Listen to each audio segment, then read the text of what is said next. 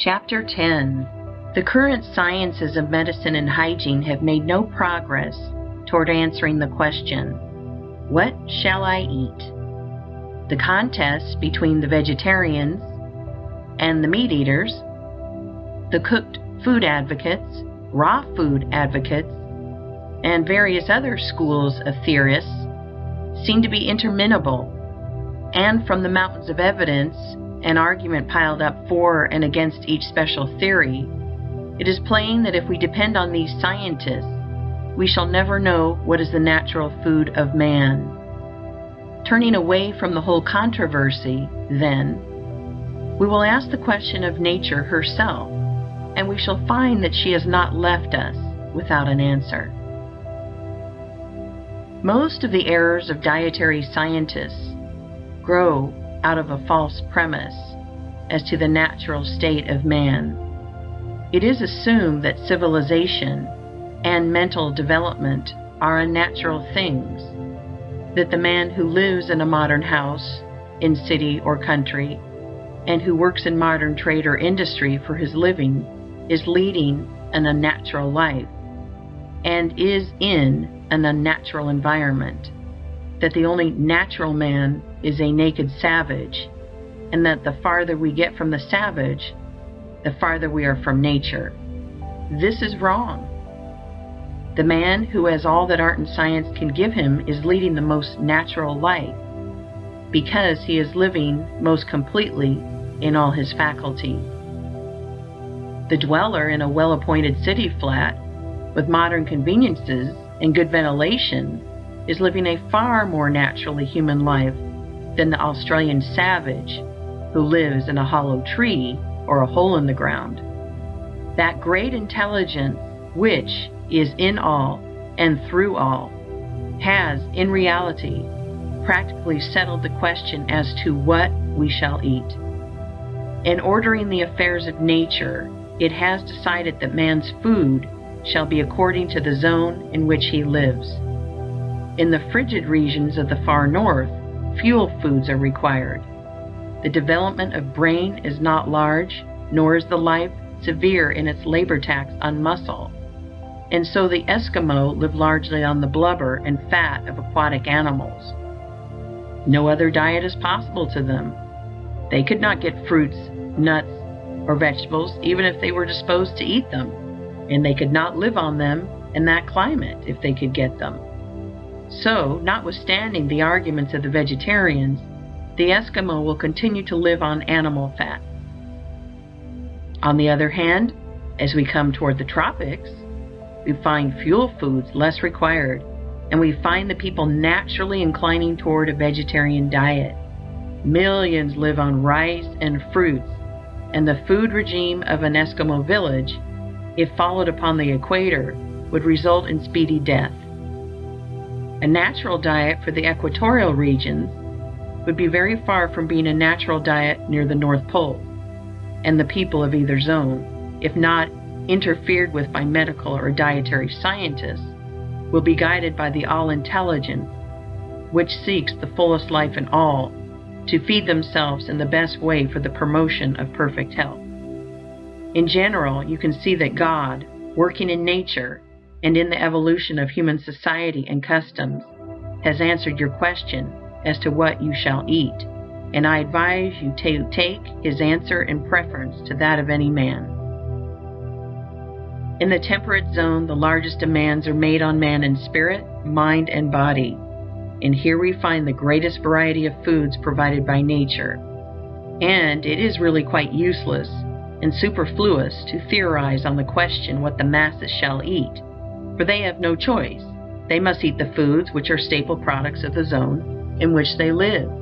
It is impossible to supply all the people with a nut and fruit or raw food diet, and the fact that it is impossible is proof positive that these are not the foods intended by nature for nature, being formed for the advancement of life, has not made the obtaining of the means of life an impossibility. So I say the question, what shall I eat, has been answered for you. Eat wheat, corn, rye, oats, barley, buckwheat. Eat vegetables, eat meat, eat fruits. Eat the things that are eaten by the masses of the people around the world, for in this matter the voice of the people is the voice of God. They have been led, generally, to the selection of certain foods, and they have been led, generally, to prepare these foods in generally similar ways. And you may depend upon it that in general they have the right foods and are preparing them in the right way. In these matters, the race has been under the guidance of God. The list of foods in common use is a long one, and you must select therefrom according to your individual taste. If you do, you will find that you have an infallible guide, as shown in the next 2 chapters. If you do not eat until you have an earned hunger, you will not find your taste demanding unnatural or unhealthy foods. The wood chopper, who has swung his axe continuously from 7 in the morning until noon, does not come in clamoring for cream puffs and confectionery. He wants pork and beans, or beefsteak and potatoes, or cornbread and cabbage. He asks for the plain solids.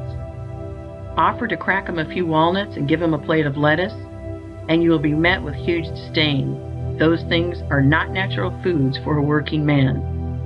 And if they are not natural foods for a working man, they are not for any other man. For work hunger is the only real hunger, and requires the same materials to satisfy it, whether it be in wood chopper or banker, in man, woman, or child. It is a mistake to suppose that food must be selected with anxious care to fit the vocation of the person who eats. It is not true that the wood chopper requires heavy or solid foods, and the bookkeeper light foods. If you are a bookkeeper or other brain worker, you do not eat until you have an earned hunger, you will want exactly the same foods that the wood chopper wants. Your body is made of exactly the same elements as that of the wood chopper, and requires the same materials for cell building. Why, then, feed him on ham and eggs and cornbread and you on crackers and toast? True, most of his waste is of muscle, while most of yours is of brain and nerve tissue. But it is also true that the wood chopper's diet contains all the requisites for brain and nerve building in far better proportions than they are found in most light foods. The world's best brain work has been done on the fare of the working people. The world's greatest thinkers have invariably lived on the plain solid foods common among the masses. Let the bookkeeper wait until he has an earned hunger before he eats, and then, if he wants ham, eggs, and cornbread, by all means let him eat them. But let him remember that he does not need 1/20 of the amount necessary for the wood chopper. It is not eating hearty foods which gives the brain worker indigestion. It is eating as much as would be needed by a muscle worker. Indigestion is never caused by eating to satisfy hunger. It is always caused by eating to gratify appetite. If you eat in the manner prescribed in the next chapter, your taste will soon become so natural that you will never want anything that you cannot eat with impunity, and you can drop the whole anxious question of what to eat from your mind forever, and simply eat what you want. Indeed, that is the only way to do if you are to think no thoughts but those of health. For you cannot think health so long as you are in continual doubt and uncertainty as to whether you are getting the right bills of fare. Take no thought what ye shall eat, said Jesus, and he spoke wisely. The foods found on the table of any ordinary middle class or working class family will nourish your body perfectly if you eat at the right times and in the right way. If you want meat, eat it, and if you do not want it, do not eat it, and do not suppose that you must find some special substitute for it. You can live perfectly well on what is left on any table after the meat has been removed. It is not necessary to worry about a varied diet, so as to get in all the necessary elements. The Chinese and Hindus build very good bodies and excellent brains on a diet of few variations, rice making almost the whole of it. The Scotch are physically and mentally strong on oatmeal cakes, and the Irishman is husky of body and brilliant of mind on potatoes and pork. The wheat berry contains practically all that is necessary for the building of brain and body, and a man can live very well on a mono diet of navy beans. Form a conception of perfect health for yourself, and do not hold any thought which is not a thought of health. Never eat until you have an earned hunger. Remember that it will not hurt you in the least to go hungry for a short time, but it will surely hurt you to eat when you are not hungry. Do not give the least thought to what you should or should not eat. Simply eat what is set before you, selecting that which pleases your taste most. In other words, eat what you want. This you can do with perfect results if you eat in the right way, and how to do this will be explained in the next chapter. End of Chapter 10. Recording by Jill Preston.